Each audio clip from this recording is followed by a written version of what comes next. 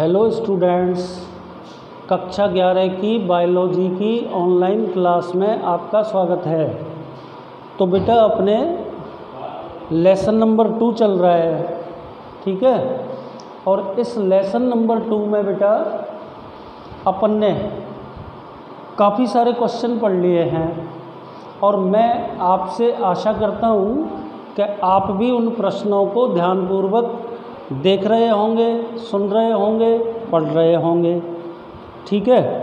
तो आज मैं आपको जो प्रश्न समझा रहा हूँ, मैं ये पढ़ा रहा हूँ कि पादप स्वपोषी होते हैं। क्वेश्चन है बेटा ये, पादप स्वपोषी होते हैं, क्वेश्चन, ठीक है ना। आगे क्या है, क्या आप ऐसे कुछ पादपों के नाम बता सकते हैं? क्या आप कुछ ऐसे पादपों के नाम बता सकते हैं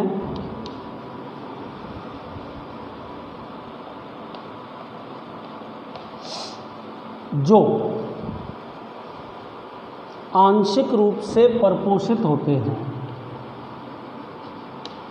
आंशिक रूप से परपोषित होते हैं। तो बेटा आज अपन इस वीडियो में सबसे पहले इस प्रश्न को पढ़ रहे हैं, ठीक है। क्या लिखा है प्रश्न में? पादप स्वपोषी होते हैं। क्या आप कुछ ऐसे पादपों के नाम बता सकते हैं जो आंशिक रूप से परपोषित होते हैं? तो बेटा ये तो आप सभी जानते ही हैं कि पादप स्वपोषी होते हैं। हरे पादप प्रकाश संश्लेषण की क्रिया के द्वारा स्वयं के लिए भोजन का निर्माण स्वयं करते हैं, परंतु फिर भी कुछ ऐसे पादप भी प्रकृति में पाए जाते हैं जो स्वपोषी नहीं होते, विषमपोषी होते हैं, अपने पोषण के लिए दूसरों पर आश्रित रहते हैं। उनमें बेटा देखो, एक तो कवक आ जाएगा, एक बेटा आपने सुने हो तो कीटहारी पादप अपनी नाइट्रोजन संबंधी आवश्यकता की पूर्ति कीटों का भक्षण करके पूर्ण करते हैं, ठीक है। तो अब मैं आपके सामने इस प्रश्न के आंसर को बोर्ड पे बता रहा हूँ, ठीक है। ध्यान से देखना। हरे पादप स्वपोषी होते हैं। आंसर, हरे पादप स्वपोषी होते हैं क्योंकि ये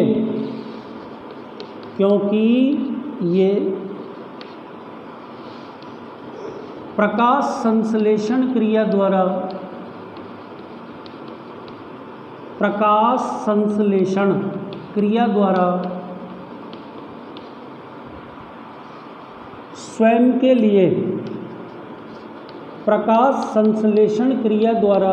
स्वयं के लिए भोजन का निर्माण स्वयं करते हैं। भोजन का निर्माण स्वयं करते हैं। तो बेटा ये तो अपन ने पहली जो प्रश्न में लाइन लिखी है उसका सम्मान कर दिया। अब अपन अपने प्रश्न पे आते हैं। कवक अपना पोषण सड़े गले मृत कार्बनिक पदार्थों, कवक अपना पोषण मृत सड़े गले कार्बनिक पदार्थों, कवक अपना पोषण मृत सड़े गले कार्बनिक पदार्थों एवं दूसरे जीवों से प्राप्त करते हैं, एवं दूसरे जीवों से प्राप्त करते हैं। तो बेटा एक तो इसमें कवक आ गया, ठीक है। आगे चलिए इसी में कवकों के अलावा कुछ कीटहारी पादप, कवकों के अलावा कुछ कीटहारी पादप। अब जैसे अपन को 2-4 कीटहारी पादपों के नाम लिखने हैं, जैसे ड्रोसेरा कीटहारी पादप है, डायोनिया, निपेंथीज एंड बेटा यूट्रिकुलेरिया, यूट्रिकुलेरिया। ये जो पादप मैंने आपके सामने ब्लैक बोर्ड पे लिखे हैं, कौन कौन से लिखे हैं? ड्रोसेरा, डायोनिया, निपेंथीस, यूट्रिकुलेरिया आदि। अपनी नाइट्रोजन संबंधी आवश्यकता की पूर्ति, नाइट्रोजन संबंधी आवश्यकता की पूर्ति कीटों का भक्षण करके, कीटों का भक्षण करके प्राप्त करते हैं। तो बेटा ये भी परपोषित पादपों के अंतर्गत आ गए। कौन से पादप बेटा?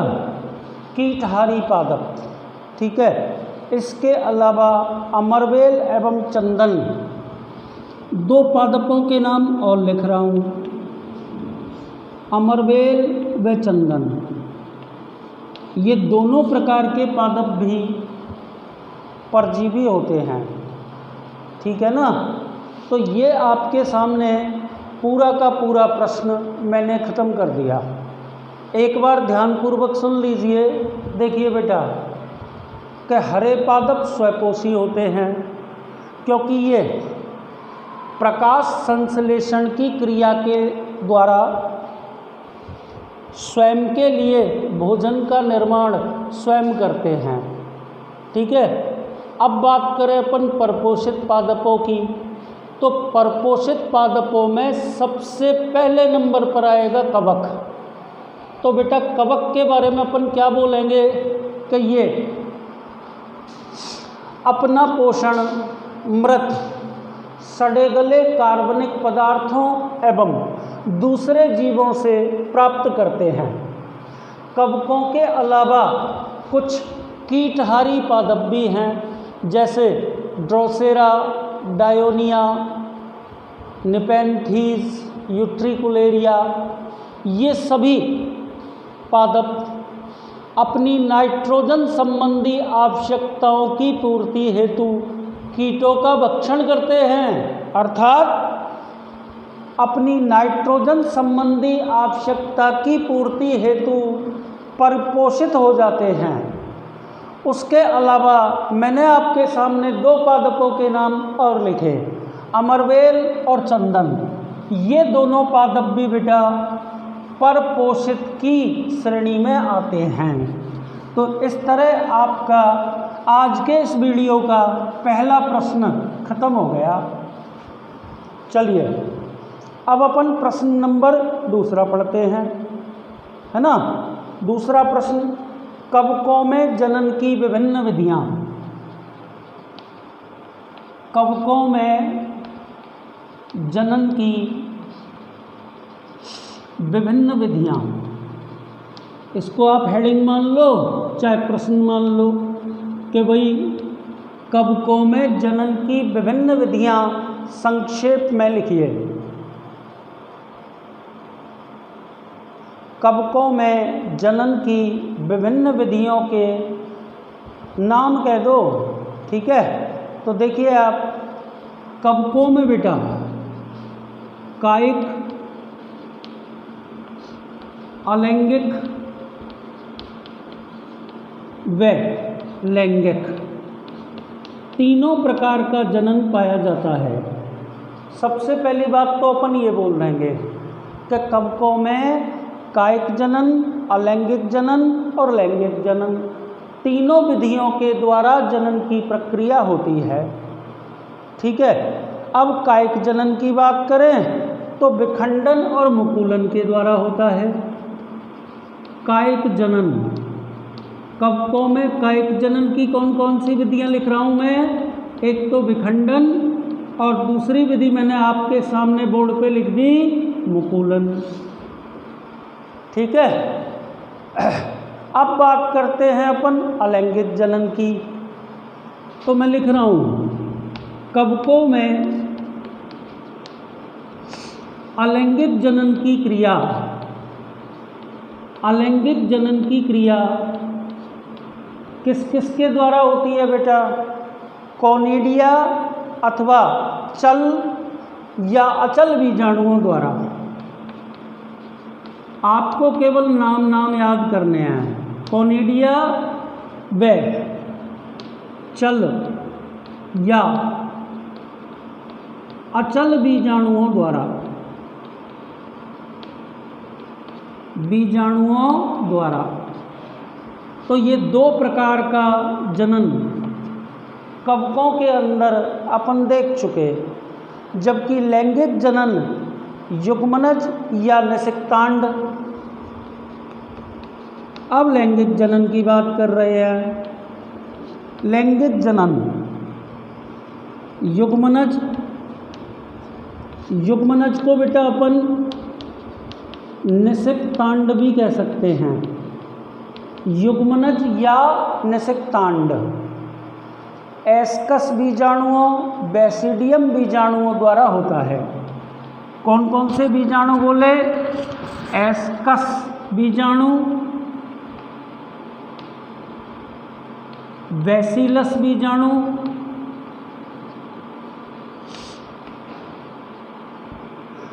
लैंगिक जनन की क्रिया बैसिलस, क्या इसको बैसिडियम बोलिए, बैसिलस तो जीवाणु हो जाएगा। एस्कस बीजाणु, बैसिडियम बीजाणु कवकों में लैंगिक जनन की प्रक्रिया, इधर लिख रहा हूं लैंगिक जनन की क्रिया के 3 चरण। कौन कौन से चरण पढ़ेंगे अपन? एक तो पढ़ेंगे प्लाज्मोगेमी, दूसरा पढ़ेंगे कैरियोगेमी और तीसरा पढ़ेंगे बेटा युग्मक संलयन। तो सबसे पहला कौन सा चरण पढ़ेंगे? प्लाज्मोगेमी। सामने इसके लिख रहा हूं मैं जीव द्रव्यों का समेकन। उसके बाद दूसरी विधि कौन सी या दूसरा चरण कौन सा? कैरियोगेमी। किसका समेकन? केंद्रकों का समेकन। ठीक है। अब आ जाइए तीसरी बात पे, युग्मनज का निर्माण। कैरियोगेमी के पश्चात हेडिंग नंबर 3 युग्मनज का निर्माण। कैरियोगेमी के पश्चात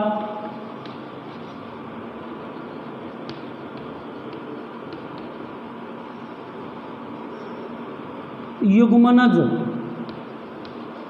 निर्मित होता है। तो ये कवकों में लैंगिक जनन की प्रक्रिया के 3 चरण हो गए। पर यहाँ पर आपको और थोड़ा सा कहना पड़ेगा। युग्मनज में मियोसिस से अगुणित बीजाणु बनते हैं। युग्मनज में कौन सा विभाजन हो गया? अर्धसूत्री विभाजन। क्या बन गए? बीजाणु। और बीजाणु अंकुरित हो जाते हैं और अंकुरित होकर के नए कवक तंतु का विकास कर देते हैं। ठीक है। अब आपको क्या बोलना है? क्या अधिकांश कवकों में लैंगिक जनन के दौरान प्लाज्मोगेमी के तुरंत बाद कैरियोगेमी हो जाती है। परंतु अब मैं कवकों के एक वर्ग का नाम ले रहा हूँ, एस्कोमाइसिटीज। एस्कोमाइसिटीज वर्ग के कवकों में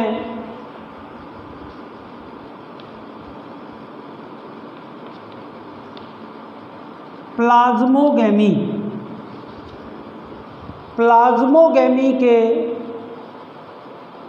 पश्चात एक मध्यवर्ती, प्लाज्मोगैमी के बाद एक मध्यवर्ती द्विकेंद्र की अवस्था बनती है। तत्पश्चात केंद्रकों का समेकन होता है। तो बेटा ये पूरी की पूरी बात आपके सामने मैंने ब्लैक बोर्ड पे लिख दी है।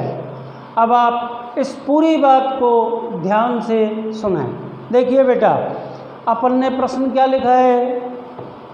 अपन ने लिखा है कवकों में जनन की विभिन्न विधियों के नाम लिखिए, तथा प्रश्न में ही जोड़ रहा हूँ लैंगिक जनन की प्रक्रिया के विभिन्न चरण बताइए। तो बेटा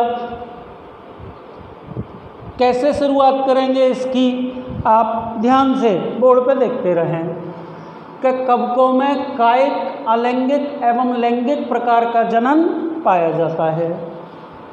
जनन की तीनों विधियों के नाम लिख दिए। आगे चलिए। कायिक जनन विखंडन और मुकुलन के द्वारा, अलैंगिक जनन कोनिडिया चल या अचल बीजाणुओं द्वारा होता है, जबकि लैंगिक जनन की प्रक्रिया युग्मनज या निषिक्तांड अथवा एस्कस बीजाणु या बेसिडियम बीजाणुओं के द्वारा होती है। अब आइए लैंगिक जनन की प्रक्रिया के 3 प्रमुख चरण कौन कौन से हैं। सबसे पहला चरण तो है प्लाज्मोगैमी। तो कवकों में लैंगिक जनन की प्रक्रिया के इस प्रथम चरण में दो कवक कोशिकाओं के जीव द्रव्यों का समेकन होता है। उसके बाद कैरियोगैमी। प्लाज्मोगैमी के तुरंत पश्चात नर तथा मादा केंद्रक समेकित हो जाते हैं। तीसरा चरण युग्मनज का निर्माण। ठीक है, दोनों अगुणित केंद्रकों के समेकन से क्या बनता है? युग्मनज बनता है। ठीक है, युग्मनज में अर्धसूत्री विभाजन होता है।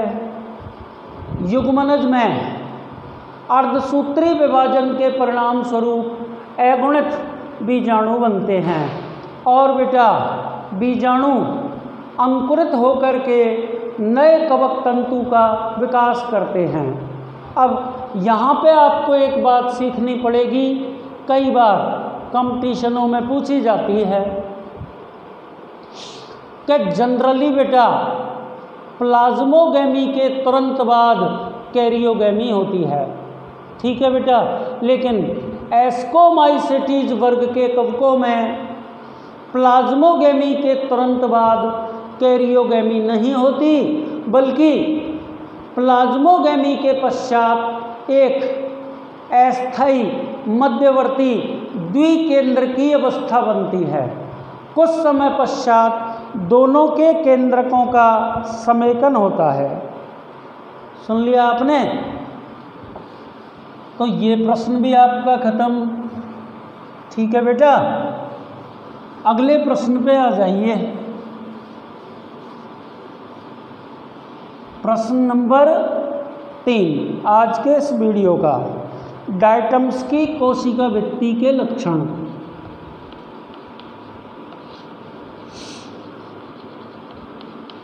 डायटम्स की कोशिका भित्ति के लक्षण, ये टॉपिक मैंने बोर्ड पे आपके सामने लिख दिया, इसके बारे में पढ़ रहे हैं। डायटम्स प्रोटिस्टा जगत के क्राइसोफाइटा समूह के अंतर्गत आते हैं। जगत का नाम मैंने क्या बोला? प्रोटिस्टा। क्राइसोफाइटा समूह। तो बेटा सबसे पहली लाइन तो अपन को यही बोलनी है कि डायटम्स प्रोटिस्टा जगत के क्राइसोफाइटा समूह के अंतर्गत आते हैं। इनमें कोशिका भित्ति अब सेल वॉल की विशेषता चल रही है। सेल वॉल यानी कोशिका भित्ति साबुनदानी के समान। डायटम्स की कोशिका भित्ति साबुनदानी के समान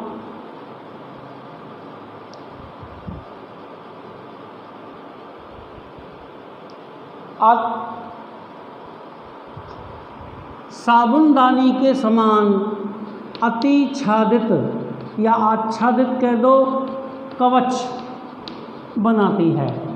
देखो बेटा, जैसे आपने वो सिंगल साबुन रखने वाला साबुनदानी देखी होगी, एक हिस्सा उसका नीचे और दूसरा उसका ऊपर, यूं। तो आपने क्या लिखा, डायटम्स की कोशिका भित्ति साबुनदानी के समान अतिच्छादित कवच बनाती है। इन भित्तियों में सिलिका पाई जाती है, सिलिका की प्रधानता होती है। मुख्य विशेषता है कि डायटम्स की कोशिका भित्ति में सिलिका पाई जाती है और सिलिका की उपस्थिति के कारण कोशिका भित्ति नष्ट नहीं होती। तो एक पैराग्राफ तो आप ये कह देंगे, मैं दोबारा बोल रहा हूँ कि डायटम्स प्रोटिस्टा जगत के क्राइसोफाइटा समूह के अंतर्गत आते हैं। डायटम्स की कोशिका भित्ति साबुनदानी के समान दो अतिच्छादित कवच बनाती है। इनकी कोशिका भित्ति में सिलिका की प्रमुखता होती है, अतः यह नष्ट नहीं होती। ठीक है, एक बात तो आपको एक पैराग्राफ में ये कहनी है। अब दूसरी बात क्या कहनी है, मृत डायटम्स